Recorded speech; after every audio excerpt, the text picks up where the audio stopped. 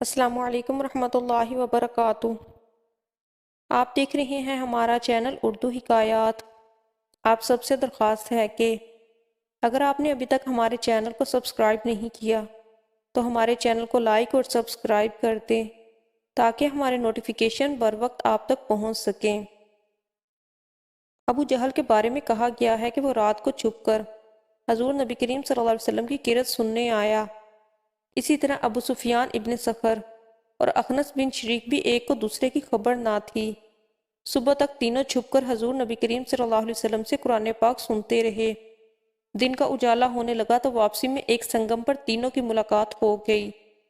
ہر ایک نے دوسرے سے کہا، تم کیسے آئے تھے؟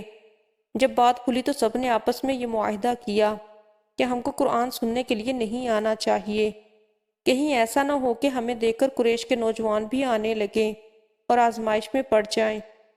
جب دوسری رات آئی تو ہر ایک نے یہی گمان کیا کہ وہ دونوں نہیں آئے ہوں گے، چلو میں چلا جاتا ہوں اور قرآن سن لیتا ہوں۔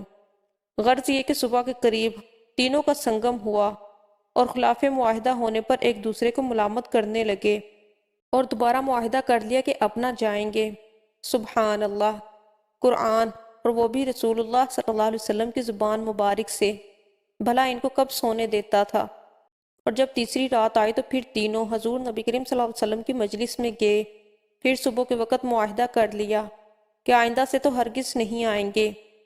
اب اخنس بن شریک ابو سفیان بن حرب کے پاس آیا اور کہنے لگا، اے ابو حنظلہ، تمہاری کیا رائے ہے؟ تم نے محمد صلی اللہ علیہ وسلم سے جو قرآن سنا، اس کے بارے میں کیا کہتے ہو؟ ابو سفیان کہنے لگے، اللہ کی قسم، میں نے جو باتیں سنی ہیں ان کو خوب پہچانتا ہوں اور اس کا جو مطلب ہے اس کو بھی جانتا ہوں، لیکن بعض باتیں ایسی سنی ہیں جن کا مقصد اور معنی نہ سمجھ سکا۔ تو اخنس نے کہا، اللہ کی قسم میری بھی یہی حالت ہے۔ پھر اخنس وہاں سے چل کر ابو جہل کے پاس آیا اور کہنے لگا، اے ابو الحکم، محمد صلی اللہ علیہ وسلم سے جو کچھ سنا تمہاری اس کے بارے میں کیا رائے ہے، اور تم نے کیا سنا؟ تو ابو جہل نے کہا، ہم اور بنو عبد مناف مقام شرف حاصل کرنے میں ہمیشہ دست و گریباں رہے۔